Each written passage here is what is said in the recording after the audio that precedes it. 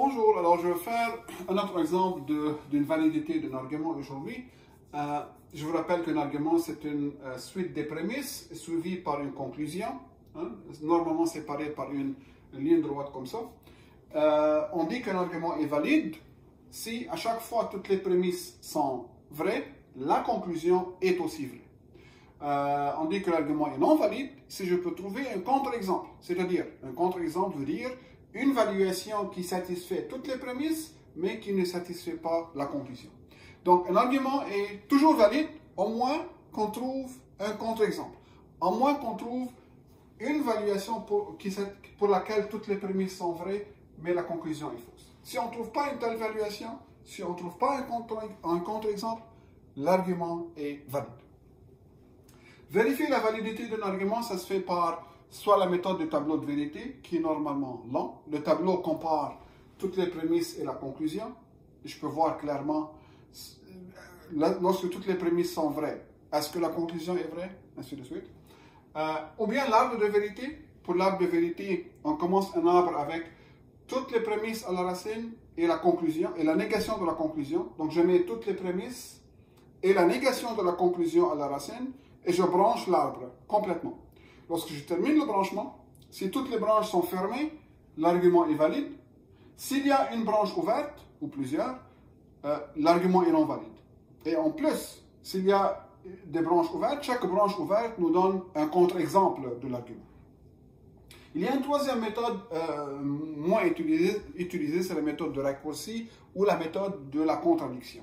Cette méthode nous aide à montrer si l'argument est valide, mais ce n'est pas très utile si l'argument n'est pas valide. Right? Donc, regardons cet exemple. On veut vérifier la validité de cet argument. Je vais le faire avec la méthode de l'arbre de vérité et la méthode du raccourci. Je pense que la méthode du tableau de vérité devient très claire pour vous.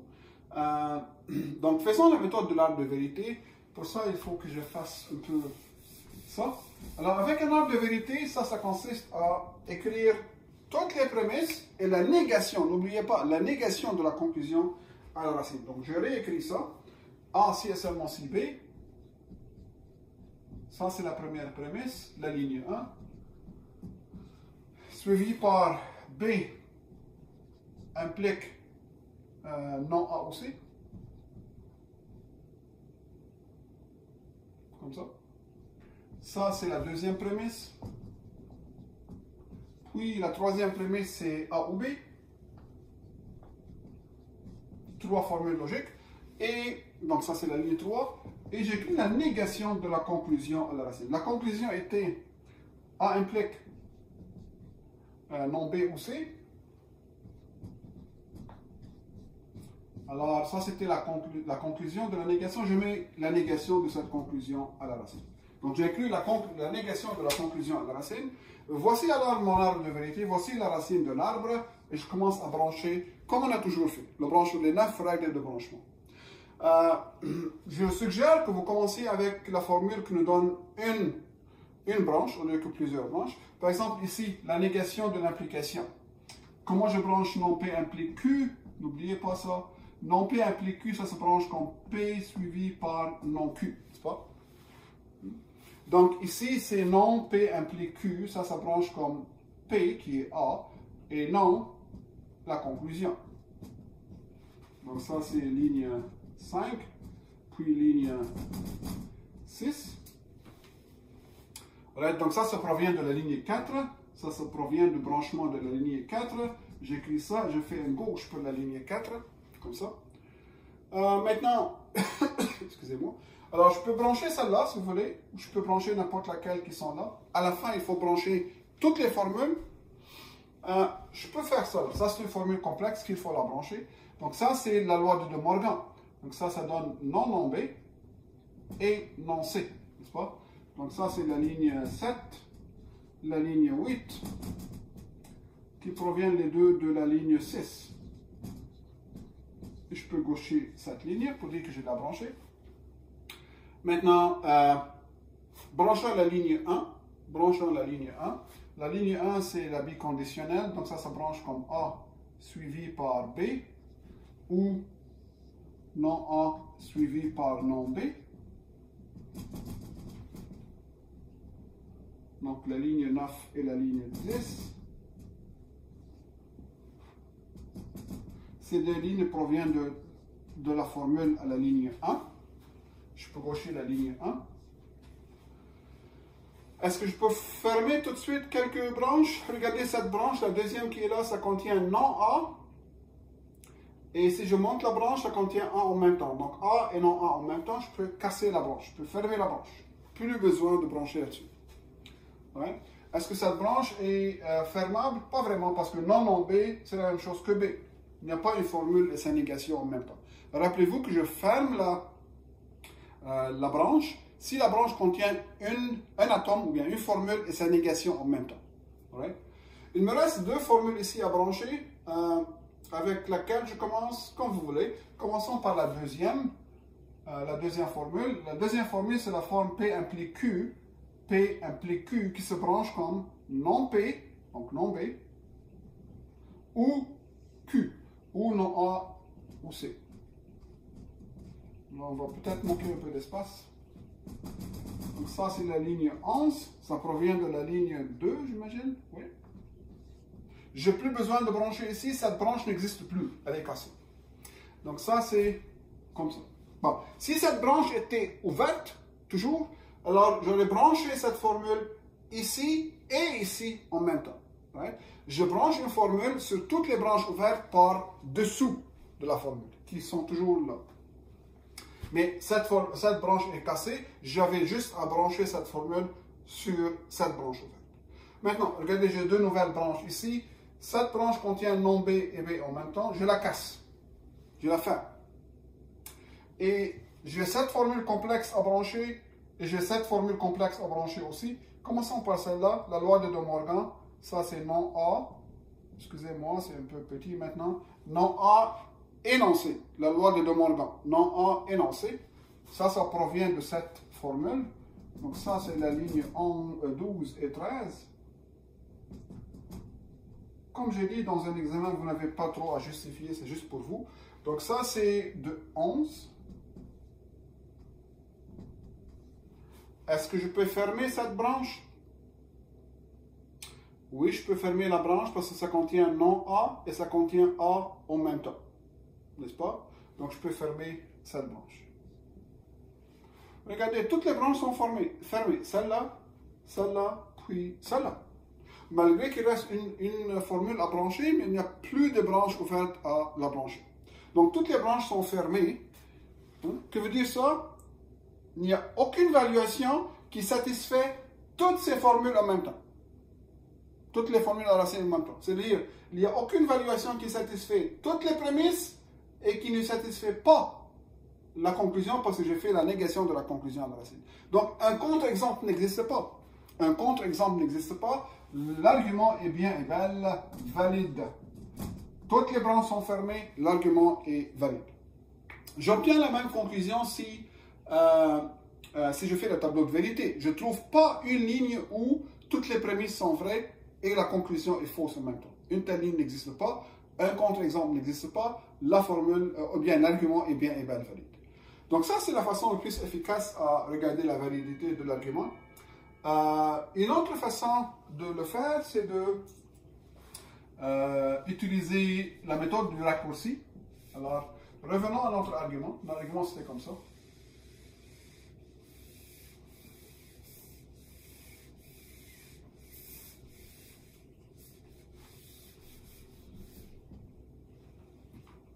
Donc, l'argument était comme ça.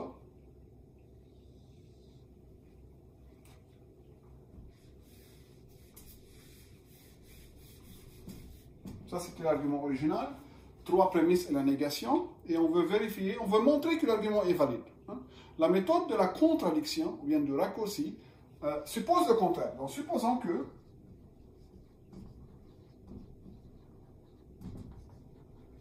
l'argument n'est pas valide. Donc, ça s'appelle la méthode de la contradiction, ou la méthode du raccourci. Supposons que l'argument n'est pas valide. Si on suppose que l'argument n'est pas valide et on obtient une contradiction, on obtient une formule et sa négation en même temps, que veut dire ça? on suppose que l'argument est non valide, et on obtient, cette supposition nous mène à une contradiction. Ça veut dire que cette supposition est fausse. Alright? C'est-à-dire que l'argument était valide. Donc, on suppose pour une minute que l'argument n'est pas valide, et voyons voir qu'est-ce qu'on obtient.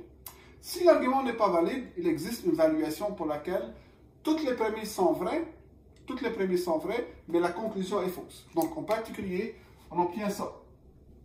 La formule est fausse, la conclusion est fausse, n'est-ce pas? Donc, la valeur de vérité de ça est F. Regardez, je suppose que l'argument n'est pas valide. J'ai supposé ça pour, en fait, montrer qu'il est valide. Si on suppose qu'il n'est pas valide, alors il existe une valuation pour laquelle toutes les prémices sont vraies, ça c'est vrai, ça c'est vrai, ça c'est vrai, et ça c'est faux. N'est-ce pas? La supposition que l'argument n'est pas valide nous mène à ces choses. Toutes les prémices sont vraies, mais la conclusion est fausse. En particulier, donc, la conclusion est fausse. Mais que veut dire cette implication est fausse? Quand est-ce qu'une implication est fausse? Une implication est fausse lorsque l'hypothèse est vraie, c'est-à-dire A est vrai, la valeur de vérité de A est vraie, et la valeur de vérité de la conclusion, qui est non B ou C, est fausse. Right? Donc, si la conclusion est fausse, la conclusion c'est une implication dans ce cas, c'est que A est vrai et cette partie est fausse. Bon, ça c'est un OU, et il est faux. Quand est-ce que le OU est faux? Le OU est toujours vrai, sauf dans un seul cas. Le cas où les deux composantes sont fausses. Donc, dire que le OU est faux, ça veut dire que les deux composantes sont fausses.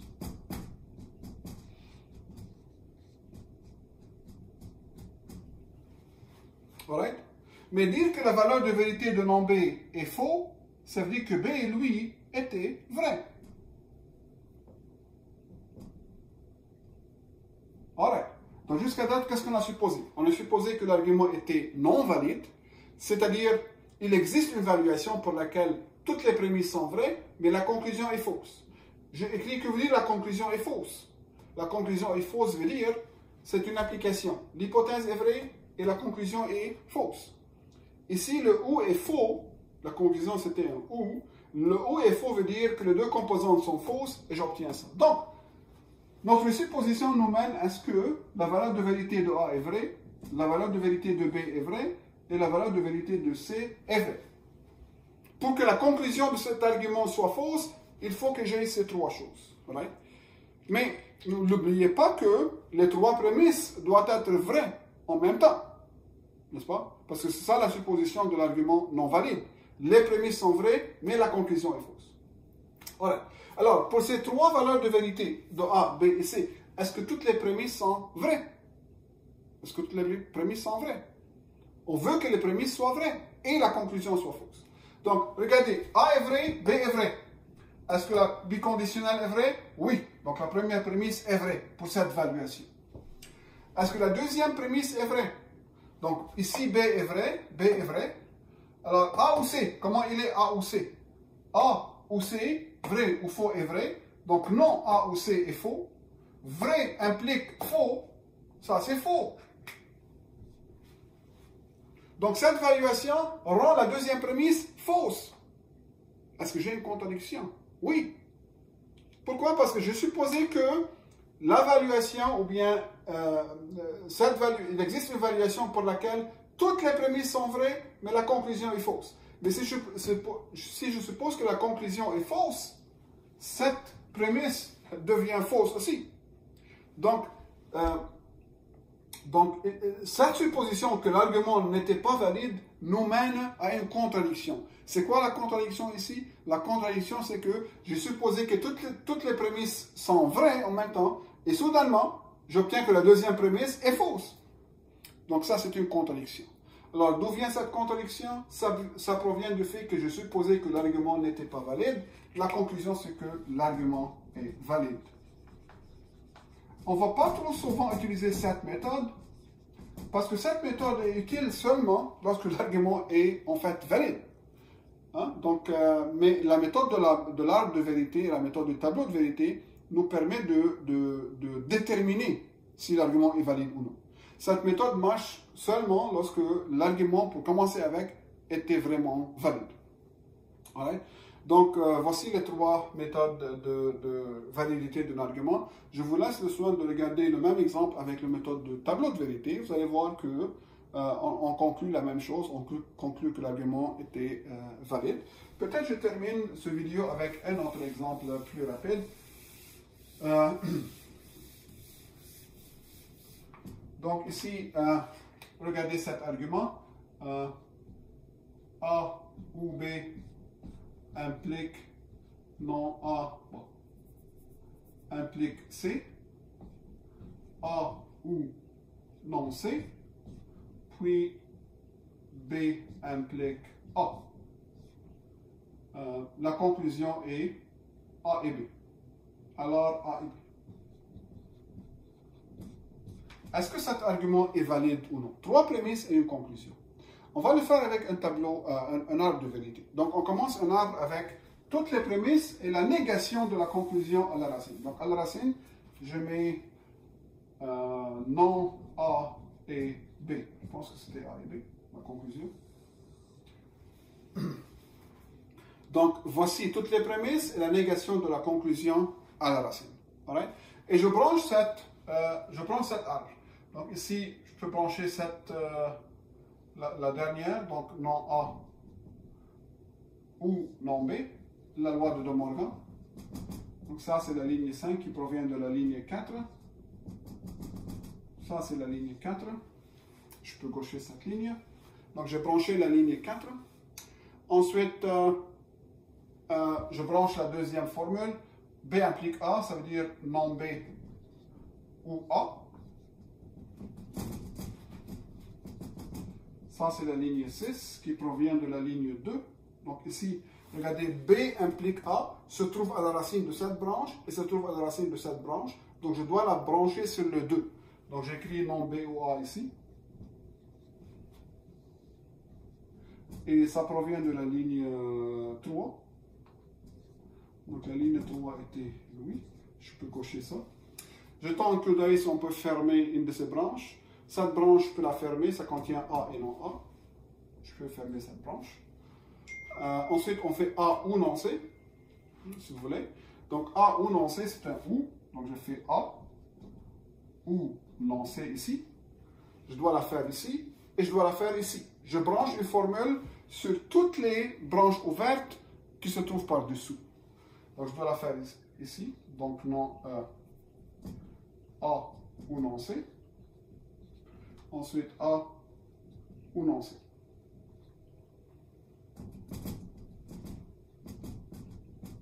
Ça, c'est la ligne 7. Et cette ligne provient de la ligne 2. Donc de 2. Donc la ligne 2 était lui. Je peux gaucher. Je peux fermer cette ligne. Ça contient A et non A. Regardez, ça contient A et non A. Je peux la fermer. Je ne peux pas fermer celle-là. Celle-là, je ne peux pas la fermer. Même chose, ça c'est ouvert. Ça c'est ouvert. Et ça c'est ouvert. Alright. Il me reste une seule formule à brancher qui est la première ici. A ou B implique C. C'est une implication. C'est une implication. Comment je branche P implique Q? C'est non P ou Q. Donc faites attention. Non A ou B ou C. Je dois la faire sur toutes les branches ouvertes qui se trouvent par-dessous. Donc ça, c'est une branche ouverte. Donc ici, non A ou B ou C.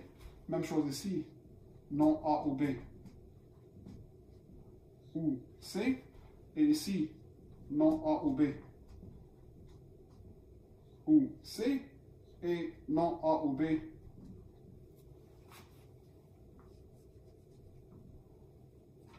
donc non A ou B ou C. C'est la ligne numéro 8, je ne veux pas l'écrire. Donc, A ou B implique C, elle se trouve à la racine de chacune de ces branches ouvertes. C'est pourquoi je devais la brancher sur toutes ces branches ouvertes à la fin. Et je peux gaucher cette ligne, je viens de la brancher. Je ne suis pas terminé encore, il faut brancher ces formules complexes. Donc ici, non A ou B, ça se branche comme non A suivi par non B. Donc ça, c'est la ligne 9 et ligne 10. Même chose ici, non A suivi par non B. Même chose ici, non A suivi par non B. Ici, non A suivi par non B. Et ici, non A suivi par non B. C'est la loi de De Morgan. L'arbre de vérité peut être un peu long parfois. Cette branche, il n'y a pas une formule de sa négation en même temps, donc ça c'est ouvert. En passant, cette branche est fermée ici, donc ça contient C et non C. Cette branche, ça contient non A et ça contient A en même temps. Cette branche est fermée. Cette branche est ouverte. Cette branche ici, ça contient, bon, elle est ouverte, ça ne contient pas une formule de sa négation. Cette branche ici, ça contient C et non C, je la ferme. La branche ici est fermable parce que ça contient non A et A en même temps, je la ferme. Et cette branche ici, elle est ouverte, ça ne contient pas une formule de sa négation. Cette branche ici, elle est ouverte, elle est fermée parce que ça contient non A et A en même temps. Et cette branche qui est là, elle est fermée parce que ça contient C et non C. Donc il y a pas mal de branches ouvertes ici. Cette branche ouverte, ça c'est une branche ouverte, ça c'est une branche ouverte, ainsi de suite. L'argument n'est pas valide. L'argument n'est pas valide. Donne-moi un contre-exemple de l'argument. Donne-moi un contre-exemple de l'argument. Un contre-exemple veut dire il faut suivre une branche ouverte. Hein? Par exemple, cette branche ouverte. Si je suis la branche ouverte, A, B et C, il y a 3 atomes. Quelles sont les évaluations de ces atomes sur cette branche ouverte? A figure comme non A, donc A est faux. B figure comme non B, donc B est faux. C figure comme non C, donc C est faux. Ça, c'est un contre-exemple. Parfois, c'est seulement A et B qui figurent. Le C ne figure pas sur la branche ouverte. C'est-à-dire C peut être vrai ou faux. C'est pourquoi on dit qu'une branche ouverte donne un ou plusieurs contre-exemples. Même chose ici, si je suis cette branche, si je suis la branche qui est là, ici A est vrai, cette branche, A est vrai, B est faux, C est vrai. Ça, c'est un autre contre-exemple, et ainsi de suite. Donc, les contre-exemples s'obtiennent en suivant les branches ouvertes. On peut vérifier nos réponses. Est-ce que ça, c'est vraiment un contre-exemple? Faux, faux, faux. Un contre-exemple, c'est une évaluation pour laquelle toutes les prémices sont vraies, mais la conclusion est fausse. N'oubliez pas que la conclusion était comme ça, n'est-ce pas? Alors, est-ce que cette évaluation, par exemple, rend toutes les prémices vraies et la conclusion fausse? Alors ici, si A est vrai, A est faux, B est faux. A ou B est faux. Faux implique n'importe quoi est vrai. Donc ça, c'est vrai. La deuxième prémisse. A est faux, non C est vrai, parce que C est faux. Donc ça, c'est vrai. B implique A, mais B est faux. Faux implique n'importe quoi est vrai. Donc toutes les prémices sont vraies pour cette évaluation. Comment est la conclusion? N'oubliez pas que la conclusion était comme ça. A et B, faux et faux, ça c'est faux. Oui, donc c'est un contre-exemple. C'est une évaluation qui satisfait toutes les prémices, mais pas la conclusion. Alright? Donc c'est comme ça qu'on vérifie nos réponses. Normalement, dans un examen, je vous demande de déterminer si l'argument est valide ou non. Si vous dites qu'il n'est pas valide, en donnez un contre-exemple. Juste un, ça suffit. Alright?